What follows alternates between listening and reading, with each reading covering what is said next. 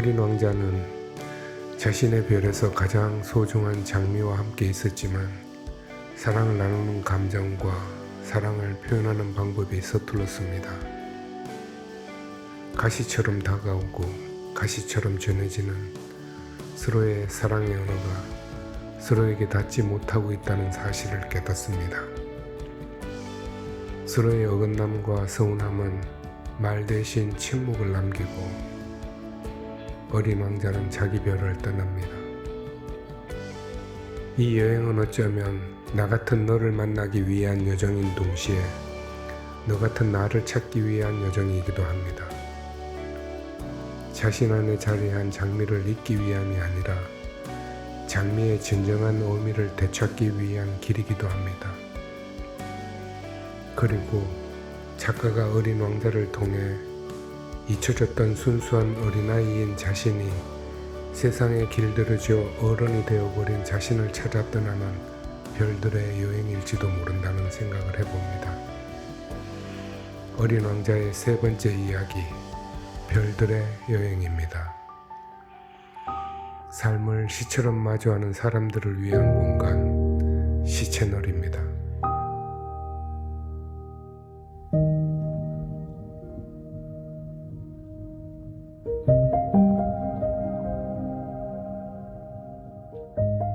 어린 왕자가 사는 작은 별. 어린 왕자가 사는 별은 우리가 사는 지구와는 비교할 수 없는 작고 여린 별입니다. 이 별은 내 마음 안에서 어린 아이인 나를 만나기 어려운 것처럼 세상이 찾아내기 어려운 소행성입니다. 이 작은 소행성 B611을 발견하고 세상이 떠들썩했던 이유는 그만큼 어른들의 마음속 내면에서 발견하기 어려운 어린아이인 자신의 자아이기 때문입니다. 어른이 되면서 점점 나로부터 잊혀졌던 내 안의 순수한 어린 꼬마아이인 나라는 별.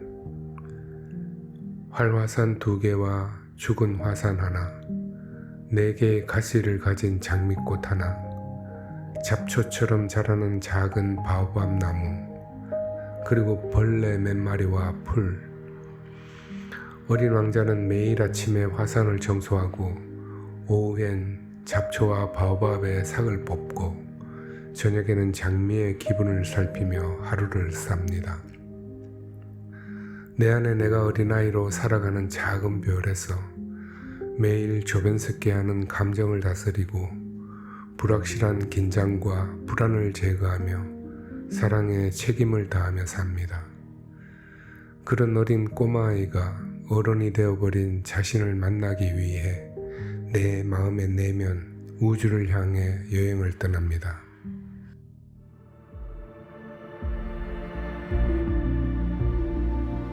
첫 번째 별, 왕의 별. 별 하나를 만난다는 건 한 사람을 대표하는 삶을 만나는 것입니다. 어린 왕자가 처음 도착한 별은 왕이 혼자 모든 것을 다스리는 별입니다. 이 별은 백성은 없고 왕 한 사람밖에 없는 왕국입니다. 이 왕은 작은 별 가운데 높은 왕자에 앉아 온 별을 덮을 정도로 커다란 수달의 망토를 입고 있습니다. 작은 별에서 눈에 보이는 외적인 권위가 대단해 보입니다. 그의 말은 절대적인 명령이고 법이지만 아무도 덧는 이가 없습니다. 남과의 소통이 결여된 자기 중심적인 권위로 겉모습과 지위를 이용해 자신의 존재를 입증하고 법과 명령을 통해 자신의 존재를 확인하는 대표적인 어른의 모습입니다. 다른 사람과의 관계가 사라진 권위가 얼마나 공허한 것인지를 어린 왕자는 깨닫습니다. 그는 모든 것을 다스리고 싶어 하지만 실상은 자기 자신마저도 다스리지 못한 채 홀로 군림하는 고독한 왕이 됩니다. 그리하여 왕의 별은 어린 왕자가 처음 마주한 첫 번째 어른의 얼굴이 됩니다.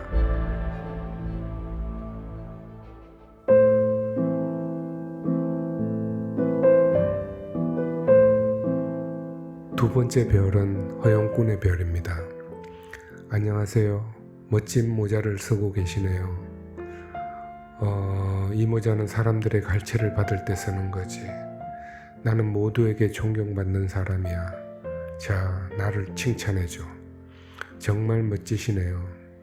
그렇지. 더 큰 찬사를 보내줘. 박수도 쳐줘. 근데 왜 이렇게 칭찬받고 싶어 하시죠? 그건 내가 세상에서 가장 훌륭한 사람이기 때문이야. 모두가 나를 존경해야 해. 하지만 여기엔 당신 말고 아무도 없잖아요. 그건 중요하지 않아. 너만이라도 나를 칭찬하면 돼. 두 번째 별에서 어린 왕자는 허영꾼을 만납니다. 그는 화려한 깃털이 달린 모자를 쓰고 누구보다 큰 박수와 찬사를 갈망하는 사람입니다. 그의 존재는 내가 누구인가 라는 뿌리에서 자라지 못하고 타인이 자신을 어떻게 보느냐에 의해 형성됩니다. 그의 가치는 외부의 칭찬에 의해 증명되고 그의 삶은 박수의 크기로만 의미를 가집니다. 어린 왕자는 묻습니다. 왜 다른 사람의 칭찬과 인정이 중요하죠? 왜 자신의 가치를 타인의 시선에 묶어두는 거죠?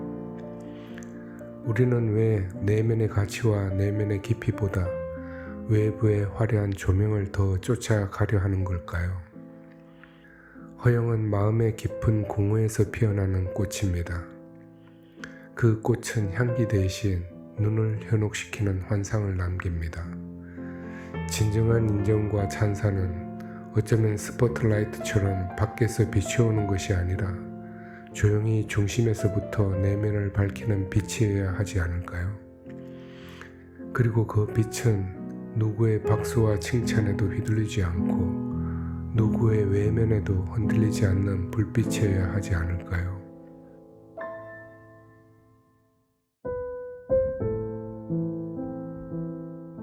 세 번째 별은 술꾼의 별입니다. 안녕하세요. 뭘 하고 계세요? 술을 마시고 있어. 왜 마시세요? 잊어버리기 위해서지. 뭘 잊어버리려고요? 내가 부끄럽다는 걸 잊으려고. 뭐가 부끄러우신데요? 술을 마시고 있는 내가 부끄러워. 이 별의 주인은 자기 자신의 부끄러움을 잊기 위해서 매일 같은 행위를 반복합니다.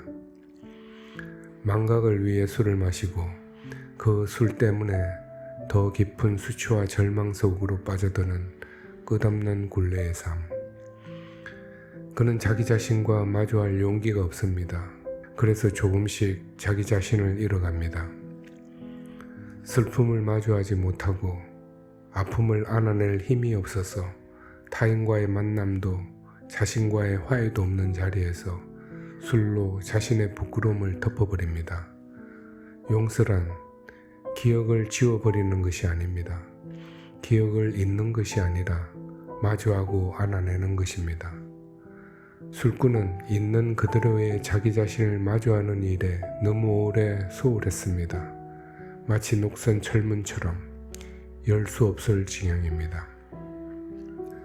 삶은 때로 혼자서 안아야 할 크기와 무게를 우리 앞에 놓아둡니다. 오늘 내가 마주하고 안아야 할 사람이 있다면 그건 바로 지금 이 순간의 나 자신일 것입니다. 삶의 의미를 되찾으려고 할 때, 그럴 때 우리는 침묵 속에 묻어둔 진실과 눈을 돌렸던 내면의 상처와 한동안 놓쳐버렸던 진심을 꺼내놓아야 합니다. 진짜 삶은 자신의 눈을 피하지 않고 자신의 내면을 바로 바라보는 그 순간 비로소 시작됩니다. 자기 자신과 마주하지 않으려는 악순환의 꼬리는 끊어내야 합니다.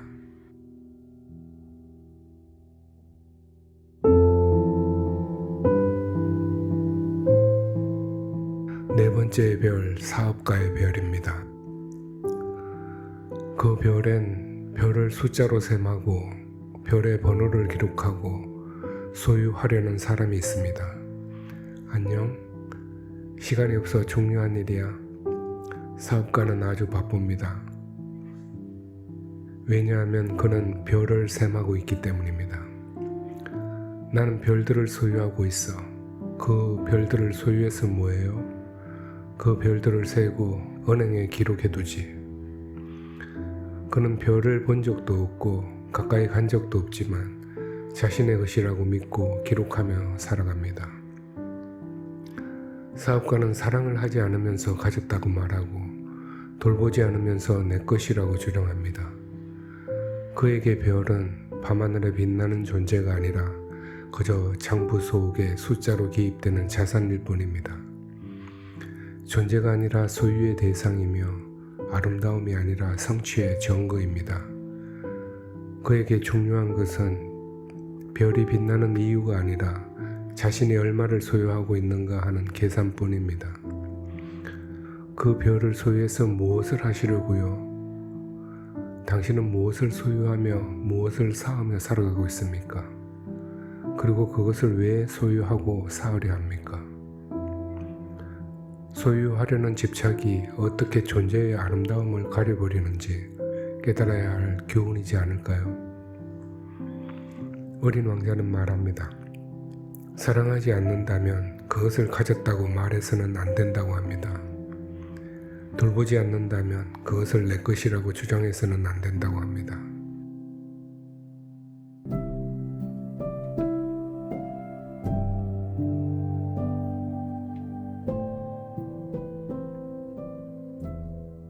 다섯 번째 별, 가로등지기의 별입니다.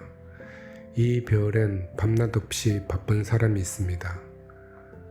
해가 지면 불을 켜고 해가 뜨면 불을 끄고 그는 쉴 틈도 생각할 틈도 없습니다. 왜 하세요? 그게 내일이니까. 누군가는 불을 밝혀야 하니까. 이 별의 가로등지기는 해가 지면 불을 켜고 해가 뜨면 불을 끕니다. 그의 하루는 명령을 따르고 책임을 다하는 일로 이루어져 있습니다. 유일하게 자신이 아닌 타인을 위해 일을 하고 있는 사람처럼 보이는데 자기 마음 안의 불빛이 점점 꺼져가고 자신의 몸과 마음은 점점 지쳐갑니다. 자기의 삶을 잃어버리고 쉼 없는 일에 매인 사람입니다. 그럼에도 어린 왕자는 내가 만난 어른들 중 가장 의미 있는 일을 하고 있어 라고 말합니다. 빛을 밝히는 일은 아무리 작아 보여도 세상에서 가장 의미 있는 일 중 하나입니다. 단 하나의 불빛이라도 가장 어두운 밤길을 걷는 누군가에게는 그것이 전부일 수 있습니다. 세상을 밝히는 큰 불빛이 아니더라도 한 사람의 마음을 지켜주는 작은 불빛이 얼마나 귀한 것이겠습니까? 그는 지쳐 있었지만 그의 등불은 누군가를 위한 불빛이었습니다. 오늘 당신이 작은 불 하나를 밝히는 소박한 행위가 누군가에게는 그의 세상을 밝히는 소중한 빛이 될 것입니다.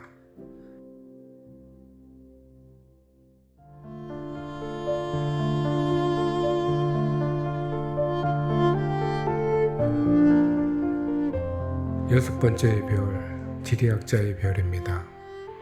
이건 무슨 책이에요? 지리책이지. 산, 바다, 도시, 강을 기록하는 책. 정말 멋지네요. 그럼 이 별에는 바다가 있어요? 몰라. 나는 탐험하지 않아. 나는 움직이지 않거든. 그럼 누가 조사해요? 탐험가들이지. 나는 그들이 가져온 보고만 기록을 해. 저는 장미꽃 하나를 가지고 있어요. 장미는 오래가지 않아 기록할 수 없어.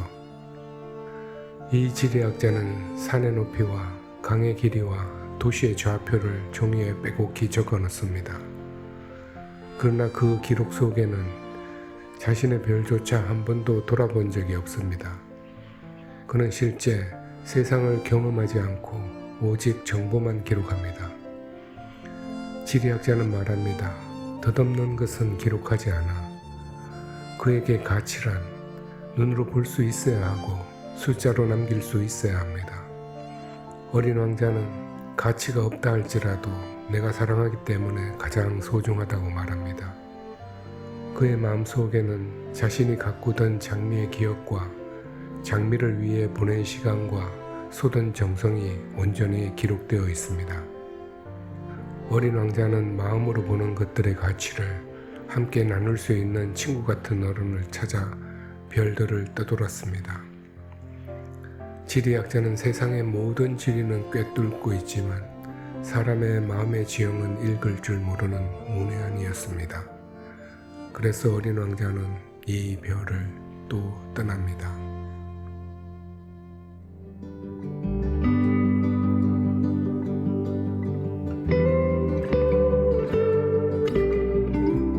일곱 번째 별, 지구. 남은 물론 스스로의 마음조차 다스리지 못해 자기 자신에게마저 왕이 되지 못하는 별. 타인의 시선과 인정에 사로잡혀 침묵 속에 잊혀질까 두려워 손뼉 소리를 갈망하는 별. 거울 속 자신의 눈을 마주할 용기가 없어 부끄러움을 부끄러움으로 가리는 별. 한치의 오차도 없이 숫자로만 세상을 셈하는 별. 의미 없는 명령에 복종을 하며 자신을 잃어가며 하루를 보내는 별. 보이는 사물의 지형적 특성에만 관심을 갖는 별. 어린 왕자는 이 별들을 지나면서 껍데기의 삶을 사는 어른들의 고독과 외로운 그림자를 보았습니다. 마치 모두가 무언가를 쫓고는 있지만 정작 가장 중요한 것을 놓치고 있다는 사실을 그는 깨닫습니다. 어른들의 관심은 눈에 보이는 외형과 권위, 타인의 인정과 칭찬, 가질 수 있고 기록할 수 있는 소유에만 머물러 있습니다. 그러나 정작 진정 소중한 것들은 눈에 보이지 않는 곳에 있다는 사실을 그들은 간과합니다. 마침내 6개의 배열을 지나 어린 왕자가 도착한 곳은 가장 크고 가장 사람들이 많은 행성 지구입니다. 이 별에는 임금이 111명, 지리학자가 7,000명, 상인이 90만 명, 술꾼이 750만 명, 허영꾼이 3억 1,100만 명, 어른이 20억 명, 점등인이 49억 명이 사는 복잡하고 분주한 별입니다. 어린 왕자는 눈에 보이지 않는 소중함에 대해서 아는 어른을 찾아 지구까지 왔지만 오히려 더 깊은 외로움을 느낍니다. 수많은 어른들이 사는 지구에서 비로소 자기를 아는 어른, 코끼리를 삼킨 보아뱀의 그림을 아는 조종사를 만나고 수많은 장미가 피어있는 정원에서 비로소 자신이 길들인 한 송이 장미의 소중함을 깨닫습니다. 황량하고 적막한 사막 한가운데에서 오아시스를 발견하는 것처럼 말입니다. 어린 왕자의 마음을 덮고 있던 어문의 먼지들이 걷히고 마음에는 장미에 대한 애틋한 기억과 사랑의 온기가 채워집니다. 어린 왕자는 이 여정을 통해 우리에게 질문을 던집니다. 당신의 별은 안녕하신가요? 당신의 마음속 장미는 잘 자라고 있나요? 라고. 이 질문은 단순히 안부를 묻는 인사가 아니라 우리의 삶의 본질을 건드리는 질문입니다. 이 질문에 답을 할 수 있을 때 우리는 비로소 진정한 의미의 만남을 찾게 될 것입니다. 어린 왕자에게 장미가 세상에서 유일한 존재이듯 우리 안에 잊혀졌던 순수한 어린 꼬마아이도 우리에게 장미와 같은 소중한 존재로 자리합니다. 어른이 된 우리는 절박한 삶의 무게에 짓눌려 내면의 어린아이를 잃어버렸습니다. 하지만 그 어린아이의 양 한 마리만 그려줘 라는 음성을 듣고 아침잠을 깨면 잃어버렸던 내면의 어린 꼬마아이가 나를 맞이할 것입니다. 나를 깊은 잠에서 깨운 그 어린 꼬마아이를 장미처럼 보호하고 소중하게 길들이면 우리는 비로소 이 우주에서 빛을 내는 빛을 반짝이는 별이 될 것입니다. 그리고 우리 내면의 밤을 밝히는 빛으로 우리의 그늘진 내면을 밝히는 자신임을 깨닫게 될 것입니다.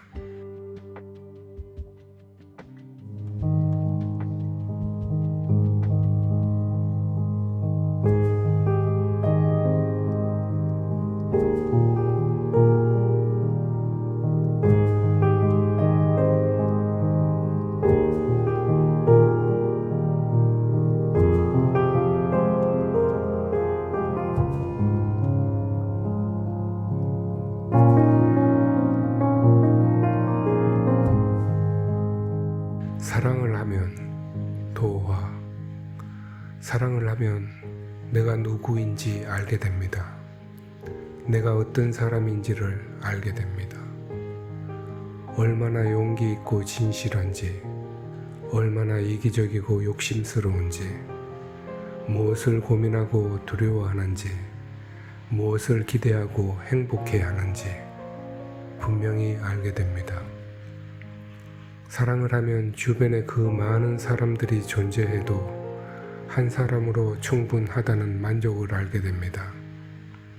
돈, 취미, 봉사, 성취로 대신할 수 없는 한 사람만으로 만족하는 마음임을 알게 됩니다. 사랑은 그 자리에 공허함을 못 견디게 합니다. 그래서 사랑은 짝의 존재를 감지하고 짝을 향한 여정을 포기하지 않습니다. 그리고 짝이 있다는 것만으로 혼자라는 외로움에 행복하기까지 합니다. 사랑은 서로에게 희노애락을 제공하며 서로의 진실을 알 수 있는 사건을 만들어냅니다. 서로의 사실을 직면하고 서로의 진실이 무엇인지 알게 합니다. 서로의 사실과 진실이 서로의 마음에 용해될 때 만날 수 있는 행복이 사랑입니다. 사랑은 삶의 현실과 마음의 진실이 만나 심장을 맞대는 포옹입니다. 그래서 사랑을 갈망한 원인과 사랑이 찾아온 이유를 알고 내가 아닌 사랑이 이 모든 일을 주도한 사실을 알게 됩니다. 도화가 전하는 시채널이었습니다.